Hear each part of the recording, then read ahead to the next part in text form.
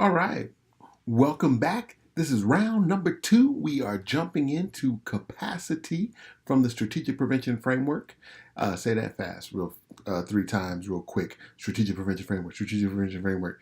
Crazy. It doesn't come out so smooth, does it? But anyway, want to uh, move into capacity. And one of the things that I would like to share with you about capacity is that we want to look at this really from the standpoint of not only you being a part of the coalition, but also perhaps maybe recruiting others. And this is why we want to think about a lot of the things that go into capacity for our coalition LPKNC. So if you're ready to get started, let me hear you say whoopee. Okay, sounded pretty not too bad there. So I know that sounded probably pretty weird if you're in a room by yourself just doing that. People are probably, what the heck is he doing? Anyway, so we're going to keep moving here. So that's capacity. Let's roll. So it's important for us to understand that what we're trying to do in our coalition and building capacity is we're trying to build a winning team. We are trying to build a winning team. And membership is essential for us doing that. And your membership is crucial to helping us be the best that we can be and impact our community positively on supporting the strengths that are already there, and then also looking at the things that can be strengthened through the work that we do together. And so we understand that people give their time, energy, skills, resource, and expertise, and that's important for us to be able to have things happening. Our members are the key to the success of the coalition. Without you, we are nothing. Without others that you can help us find, we cannot do and be the best that we can be. And so building this winning team involves you, and we appreciate your time. We appreciate your energy. We appreciate the skills and resources and expertise that you bring to us so that we can be the best that we can be.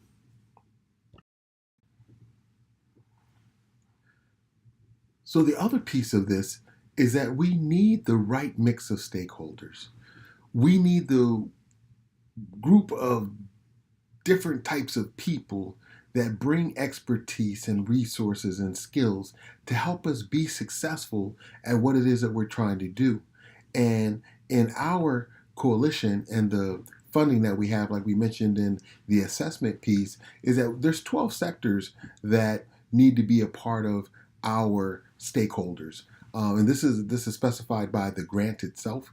And those 12 sectors consist of parents, media, law enforcement, governmental agencies and entities. There is youth that need to be a part of that, and some other areas that are included in that. And so when you're thinking about the 12 sectors, and I believe we touched upon it in assessment already, those are the sectors that we want to make sure that we have. The other thing that we want to consider is, how does our group look? Diversity is really important. And the reason that diversity is important is because we want a mix of people who are a part of our community to be a part of our coalition, because each of those people and sectors and religion and ethnicity and race and subcultures and things of that nature bring a view to the table that we need to hear and understand what may be happening, especially when it comes to deterring and reducing the harmful effects of substances within our community. But in order for us to do that, we need to make sure that we get some help with the connections to external resources. And so these different people from these different sectors and different subcultures and different groups in general may have those connections that can help us to be more effective and then work more efficiently in what we're trying to do. And so that's why we say that we need a mix of stakeholders. There are also some people that we need who are really good with internal processes. And what that means, there's financing, that can mean note taking, that can mean facilitating, actually internally and externally. What I mean internally is like, doing workshops or trainings for us actually in our coalition meetings. We also need people to to help with you know snacks, and also helping with bringing in speakers and things of that nature. So that's some of the things that we're looking at when we're talking about internal processes, administrative things that need to be taken care of. So that's really important. So that's why we need all these people together, like yourself, to join us, and then also you helping us to find others in the community that can be helpful. So remember, we are still under the right mix of stakeholders that we need. And there are some additional things that we're looking for in addition to diversity and things of that nature. So what we're looking at here is what are some of the values that we hold that LP can see and look for in our members? I think this first one is really, really important to us. It's really about having a positive attitude and really having an interest and passion for helping individuals within our community to be the best that they can be. Um, and unfortunately, there are obstacles in life that are presented to people, and they need some help overcoming those obstacles. And one of them happens to be substance abuse or substance use and misuse. And so we need to make sure that we're maintaining a positive attitude about the work that we're doing. And, I can't express it enough, but it's also that we have a good time, that we laugh and we enjoy each other and the process that we're going through. And with that, that means we have to learn how to communicate effectively. We have to learn how to listen to one another. And that also means to me that people have to be willing to step up and share their ideas and not think that their ideas are silly or stupid, or, hey, I mean, we got to try new things sometimes. And you may be that one person who has a great idea that we really need to be paying attention to. And unfortunately, it's one of the things that we cannot be afraid of, and we need to figure out how to work through. And it's something that I think we do somewhat of a good job at OPKNC, is managing conflict, making sure that we figure out how to maneuver through those type of things. And we want to be productive in our meetings. That means sometimes getting suggestions from you all on how can we do that? How can we do that better? And there's nothing wrong with giving suggestions on how the meetings can be more productive, because you are giving your time and your resources and your skills, and we don't want that to be wasted. And so, yes, sometimes we'll get sidetracked, and maybe you can be the person that says, "Hey, we need to get back on track and focus on this task or this agenda item." And there's nothing wrong with that at all, and we actually welcome that. And so, I mean, these are the values that we hold. And what we look for in our members, and you happen to be one, and that's why you're at the table with us. And so as you continue to go out there and look for other additional stakeholders to bring to the table, keep these things in mind: positive attitude, willing to communicate, and they're willing to work through conflict and be productive in our meetings.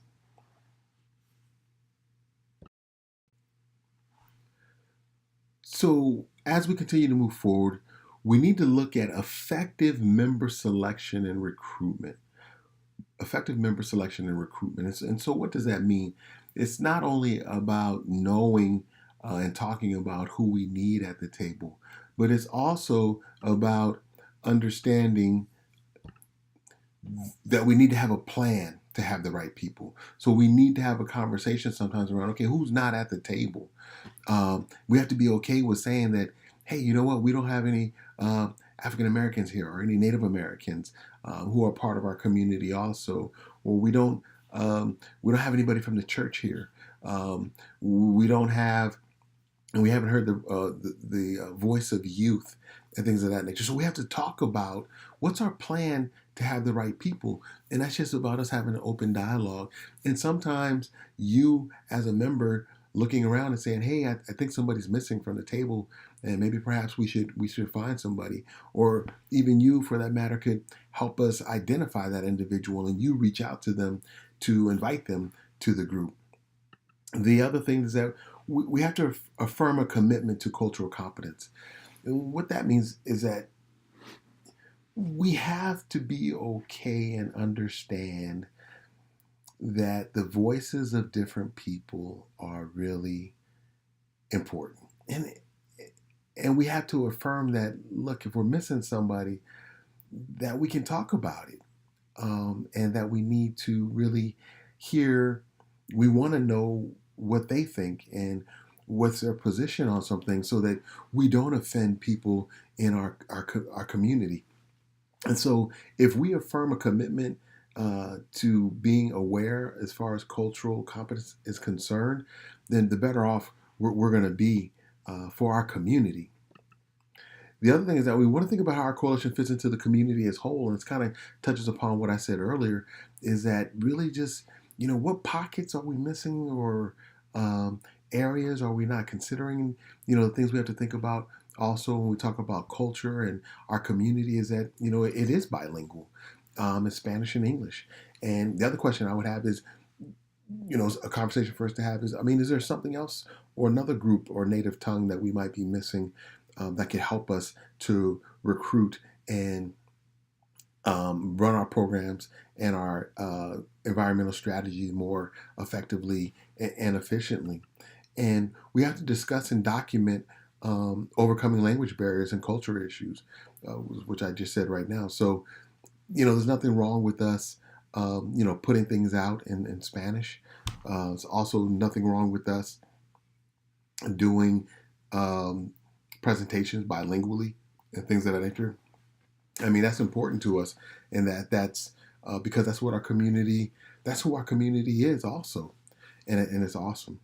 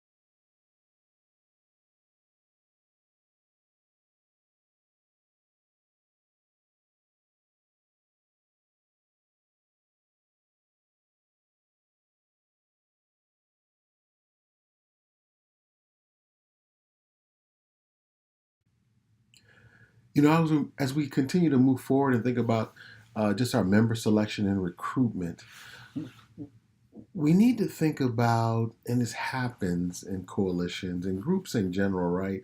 I mean, we need to assess the level of interest that is at the table, because again, people get burnt out. Sometimes people don't like the particular issue that we're dealing with at that time. So we need to, or people love it and are like, no, I'm all in, I'm game, I'm here for, saying 3, 4 years, and that's awesome. But we need to assess the level of interest and what is needed, as far as involvement is concerned. So we as members need to examine our potential partner list. We need to say, okay, let's take a look at our list and see who's not here, who is needed. And one of the things that I keep talking about, and actually some other members in the coalition have brought up already, is that where are our 25 to 37 year olds, um, because they're a huge part of our community. And so we need to take a look at things like that when we talk about even diversity or cultural competence. Who's not there? Who's not at our table? Um, and so our potential partner list, we have to take a look at it, and we do bring it up at least once a year to say, okay, who's missing? And then it is the responsibility of not the program coordinator or the director, and only the chair to go out and get those folks. But that's a group effort. If there are people at the table who happen to know maybe someone, because you guys know that nowadays, right? That what do they say? It's 2 degrees of separation or 3 degrees of separation. If we need somebody, there's somebody in that room that probably has a contact or connection to the particular person that we need. And but us taking a look at that potential partner list is extremely helpful. And then also again remembering the discussing differences in language, and understanding communication style and attitudes and traditions that may not in the beginning seem to fit with us, but in us being flexible and supportive and understanding how this benefits us in recognizing those different styles and attitudes and traditions can be extremely positive and help us to actually be more effective. And so this again goes to that whole us being culturally competent in helping our coalition to be a winning coalition.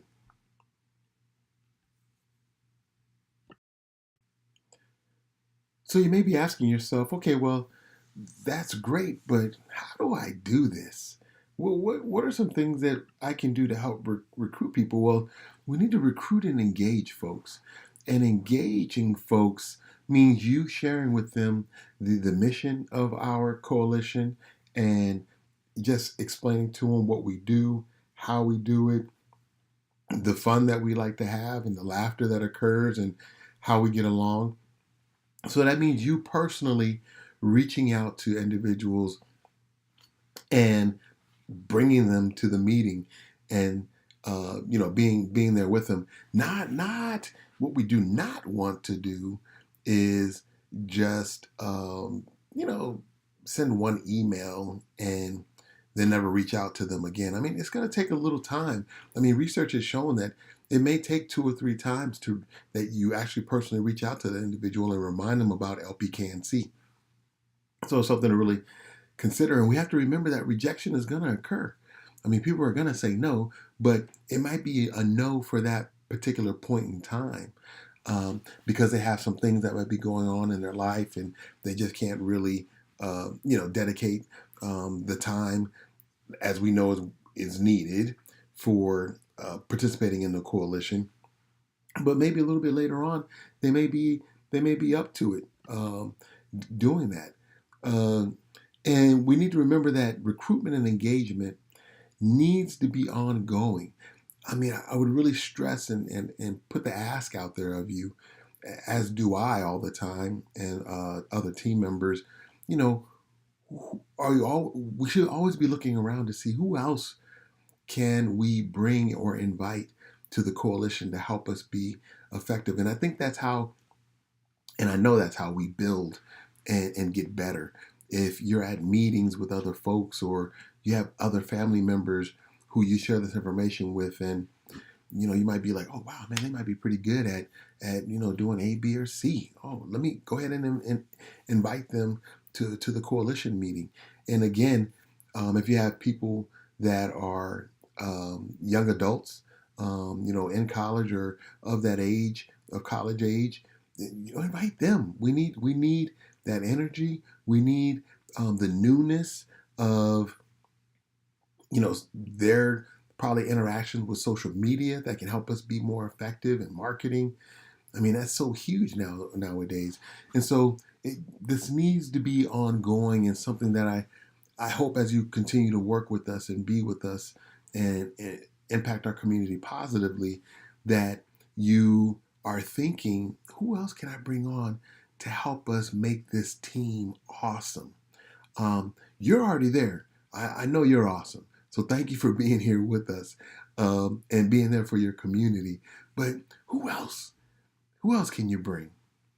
So this is all a part of effective member selection.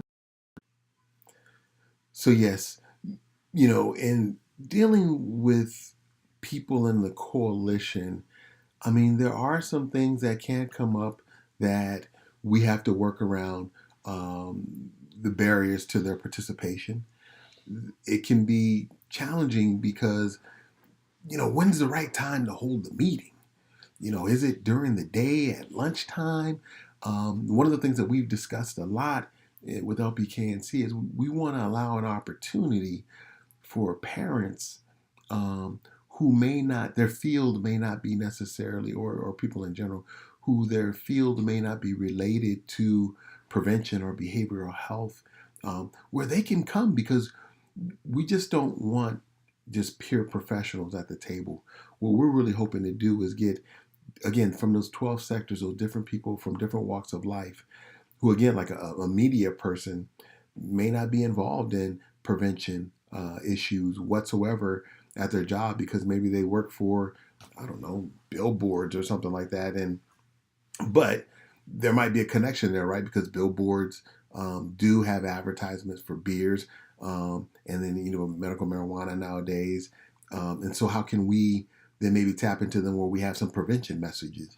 But so we want to make sure that we make time and work around people's schedule as best as we can collectively, so that we can have them participate. And so that's why we tend to have our meetings in the evening time after work, so it gives everybody an opportunity to participate, and not necessarily have to leave work when it's not necessarily related to their job per se.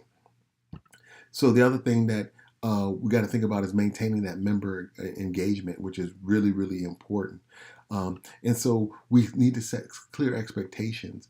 And there are coalition involvement agreements that we have people sign and say, hey, I'm going to participate in this, and I'll be communicative, and I'll speak up at meetings, and I will participate in some of the events that you all do. It doesn't necessarily have to be all of them.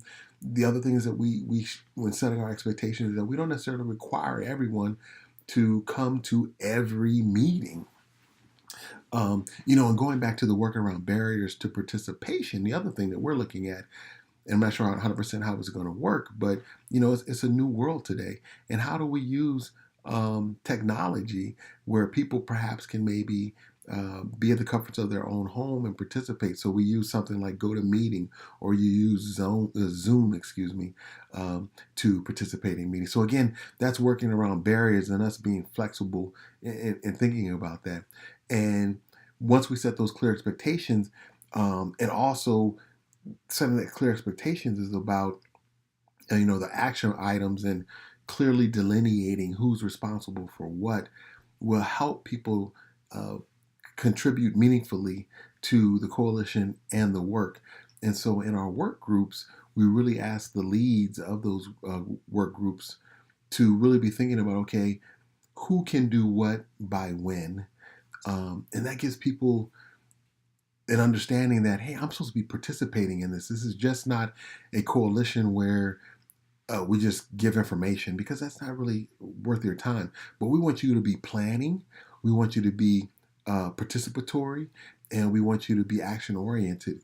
And so setting these clear expectations and working around the barriers to participation is something that's really helpful, I believe.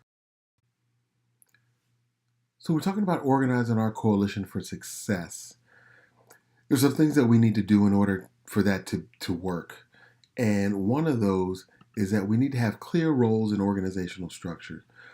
And we do actually have that. We have an organizational chart. We have key job descriptions, if you will, for people. The other thing that I think is helpful is that we need to be clear about the roles between staff and members. And as you're working with us as a coalition, it should be reminded, people should be reminded, that a coalition work isn't about just the paid staff doing all the work. I know that in some people's minds, like, well, they're getting paid to do this, and they should do the work, all of it. The problem is that we can't be impactful when there's only two of us trying to do the work, which is what we have at this moment is two staff members, and that's it. Um, and there's multiple projects that need to get accomplished, and that we need members to step up to. The other thing you have to remember is that the staff that we have on board aren't necessarily versed in everything. And again, that's when I say everything, I'm talking about they may not be versed in um, governmental policies and procedures and how to move things through city council or the county supervisor's office. And that's why we like to have a representative from a government entity. They may not have the skills as far as media is concerned. They definitely don't have the viewpoint of youth and maybe how to write um, you know, a message to youth because they're not a youth. And so that's why we want youth. And they may not, our staff may not have kids. And that's why we want to hear parents' points of view and maybe how to reach out to parents and what are some of the challenges. And, if we pick a specific date and time for not only a meeting, but for an event, and a parent can, raise their hand and be like, no, that wouldn't be a good time, but, and that place may not be good, but here's a better place to go so we can do that. And so there's things that the grant itself and any coalition work or any, um, how do you say it, group work when you're volunteering is about the members stepping up and again giving their skills and their resource and their expertise, not necessarily just passing that off to staff for them to do because they don't have time to study up on that. This may be something that your expertise that you've been doing for 20 years. How in the world would I be able to understand or even begin to implement or have the connections that you have in order for us to be effective and successful? And so, members, you being a member, we really want to ask you to think about you not just being at the table, but actually also helping out with some of the actionable items that need to be done. There's no way two staff can have an impact with about 156,000 people in the community. Not saying that 12 of us can do that either, but 12 can do a whole lot better than just two. And so we need to recognize the difference between staff and members. The other thing is that, like I said, mentioned before, we do have written job descriptions for key positions within the organization, and that's primarily the chair, co-chair, secretary, and then we also have team leads, if you will. We have a job description for them also. The other thing is we do have coalition involvement agreements. I spoke about that in the last slide. I jumped ahead a little bit. Sorry about that. Which we call CIAs. And then we have objectives and established authority of each committee or work group. So we have a action plan or implementation plan that has goals and objectives within it. And also action steps that we need to take or that we believe we should take. And those aren't in stone, but that's where you all come in and helping us understand, like, either you missed something here, we need to include another step, or you need to revise that step because it won't work, or things of that nature. So we have all of these things already in place and are glad that you're here to help us implement those. And by implementing those, that means helping us do the work that needs to be done for us to be successful. And we have to be careful in making sure that we don't spread people too thin. And one of the things that I've learned over the years is that, if you want to get something done, ask the busiest person, because busy people like to stay busy. And so we need to be careful and relying on just that one individual that's in the coalition that seems like they can get everything done, because they can burn out too. So if you see that, you might be the person that says, hey, let me step up real quick and ask if I can help with that, or can I take that off their plate for them so that they can maybe continue to do the other two things that they need to do instead of the four. And so being careful for us to look out for each other and not getting too spread thin. not only for yourself, but for others in the group also. In order for us to organize our coalition for success, there's some other things that we can do also. We need to be clear about our meetings and our communication and how that works. So that requires us holding meetings regularly. And currently, our meetings are held, and we've done them like on Tuesday, Wednesdays, Thursdays. We've done 4 o'clock. We've done 5 o'clock. We've done 6 o'clock. But we always try to talk to the group that's there currently. Um, you know, what's going to work for you. So we hold meetings regularly. They've always been monthly meetings that we've held. We also sometimes have asked our subcommittees to meet at additional time and place. May it be again using technology where they can call in and do a go to meeting, which we have access to. And we can give to those leads so that they can set up those meetings and do that. But meeting regularly is something that's really, really important. Again, it gets people into a routine and structure as far as meetings are concerned. And we have an agenda. That's something important for us to kind of stick to, so we don't get too sidetracked and go down rabbit trails. But we tend to do that sometimes. Also, I mean, we're human beings, uh, because sometimes we have some good stories. But that's why it's important for us to stay on track or on task, and us finding when we do go off track, that we find a respectful way of saying, hey, can we get back on track, and not necessarily hurt people's feelings and trying to pull them that direction. Um, it happens in every group, right? But it doesn't happen that often in our meetings. But it happens. So staying on track is really important. So these are some of the things that help coalitions be successful, and I believe these are things that will continue to help us be successful also. So again, as we continue to talk about just being successful, you know, if we were just to look at, an hour and a half meeting, once a month for 12 months, that would only give us about, I think about 15, 16 hours. And there's a lot of work that needs to be done. And so it's really important that there's sometimes in between meetings um, that can help with communication and helping people understand what's really going on. And so what we try to do is use, our the email addresses that we have of the members to keep them updated on things that are going on. So you as a member, it's really important when you see lpknc.org or lpknc at Gmail, that you go ahead and open up those emails. And also you might want to double check your spam or junk email, because it may go into there. But it's one of the ways that sometimes we hand out surveys, um, as far as maybe voting for positions, or surveys that need to be done to gain your knowledge or your ideas, or uh, how you think things are going and things of that nature. And when we don't get your input, we lose a lot. And so in between meetings, as communication is really important. We also try to take meeting minutes. One of the things that we definitely tend to seem that we need a lot of times, as far as a position is concerned, is a secretary. One of our paid staff is doing it currently, but that's not the job that they should actually be doing.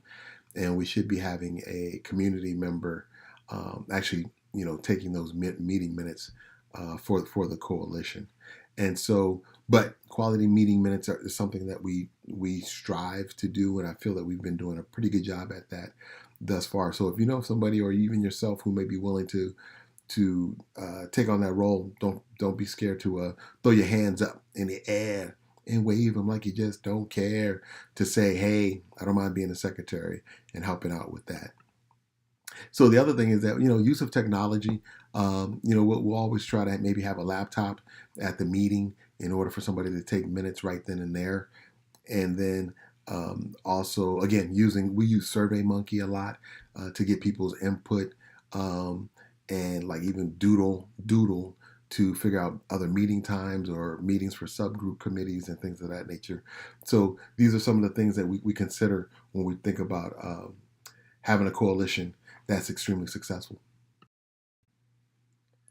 So the other thing that we keep in mind and how we keep people involved in the coalition and up to date and things of that nature is, not only keeping the coalition up to date, but also the community. We need to give them updates and dialogue. And the way that we're doing that currently is, using social media.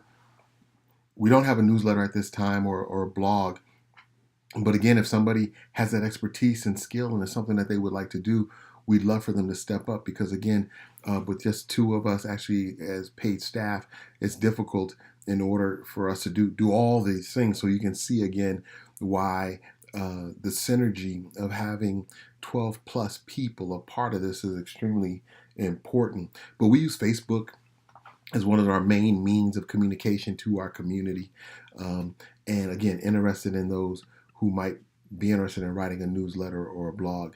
And having a relationship with the media is really important. And so somebody that knows how to write, I forget what they're called right now, press releases for events that we're doing, and know how to write op-eds that can go into the newspaper. Those type of things are really awesome, but we need to, have a relationship with the media, even if it's TV and TV personalities and things of that nature is really, really important and helpful to us. And so these are the ways that we can keep the community engaged with us and letting them know what we're doing and how we're doing and how we can help them and how they can help us also.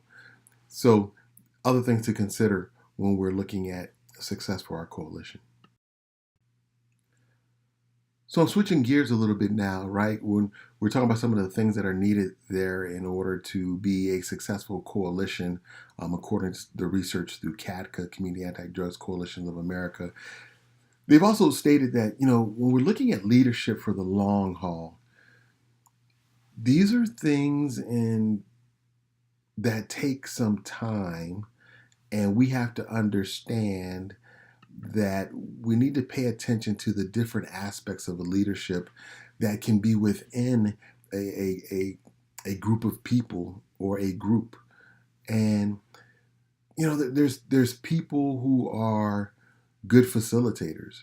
They can be a leader as a facilitator. I mean, there's a lot of workshops that we like to do and that we intend on doing that we need leaders as facilitators. We need people that can help that process, go into schools, do community workshops also is really important. Content media experts are really important for us also. Can't I mean So many people read nowadays also, right? I'm really good at the public speaking and actually doing something like this on the microphone right now. But we also need content media experts also to participate and help us out. We need leaders as visionary, people that can think kind of down the road for that's 5-10 years from now. What's the picture? What's the lay of the land? That's something that we should accept and be willing to support. We need leaders as strategists. We need people that can really not only see the future, but then, okay, how do we put this down on paper and make it happen and lay it out, A, B, C, 1, 2, 3. And what's our angles and how do we do this? And then how do we strategize in working with some of these other, I don't know, maybe it'd be working with like, a liquor distributor or something like that. We got to figure out and understand that leaders as strategists are really important. Leader as a broker, somebody that can help, broker deals and things of that nature. And then a leader as a spokesperson. A facilitator, right, is somebody that trains. A spokesperson is that person that can stand up in front of the camera and spew out the content that content media person may have. And then the other one is a leader as a coordinator, really coordinating things to make things happen as far as the youth summit that we do every year, or the gala, and helping to coordinate getting gifts and keynote speakers and all that good stuff. And so, you know, when we think about the long haul, these are the type of people that we need to have sitting at the table with us as we continue to grow and continue to move forward.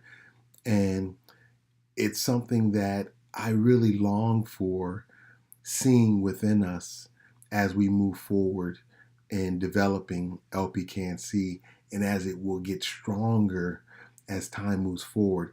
These are other things that we need to look at. So when you're thinking about, we said earlier in the workshop that you need to be thinking about recruitment and engagement all the time. Are there people that you know that are leaders as facilitators? Do you know them as visionaries? Do you know them as strategists, brokers, spokesperson, a coordinator? Is it something that they could get on fire with? And that'd be really awesome for you to reach out to them and say, hey, why don't you come to LPCAN-C and share your gift with not only the coalition, but the community also, in addition to what you're already doing. That'd be really, really awesome. So here we are. You made it through all of this so far. I hope you're still with me and still hoping you are enjoying what you're hearing, and you're getting excited about the work that you've been doing and the work that you will continue to do, and the work that will help us to build capacity. And so putting it all together, you need to remember who we are. This is about Liberty Partnership Keno Neighborhoods Council. This is about our community on the South Side, and helping to support the positive things that our community is already doing, and strengthening them to do some things in different areas where it could be a lot better. And so that's what LPCAN-C is really all about. And we're trying to reduce the harmful effects of substances within our community, so that not only can our families strive, but our youth and our community overall. And so in order for us to do that as LPCAN-C, our membership, we need to make sure that our membership grows. We need great people. We need people like you to stay with us. We need great people like you to help us find other folks that can continue to move this thing forward as time goes on. We need to be successful. I mean, we strive to be great. That's something that's really important. And in order for us to be great, we need people like you. We need to have success stories. We need to have leaders as facilitators, leaders as coordinators, strategists, media content people. I mean, all of that helps us to be successful. And you are a part of that. And I know that you know other people who can help us achieve that also. And we need leaders. Leaders like you make us great. And so keep looking for other leaders. Hang in there with us. Thank you for listening to this piece of the Strategic Prevention Framework. Again, I can't say that so fast. God, I feel like I stumbled over my words. SPF, I like to call it also. SPF almost sounds like the what is it? The rating for sunblock, SPF. It might be, actually. I don't use something like that often. So anyway, but so remember, membership, success, and leaders is what we need. LPCAN-C is a great coalition, and it's going to be a great organization as we move forward. And I'd just like to thank you for taking the time to listen to this, and share this with others as they're coming on board. And we're going to be moving on next to, I believe, implementation. I believe is the next one that we'll be talking about. So hang on to your hats. Thank you for hanging in there. I appreciate you, and we'll see you on the next one.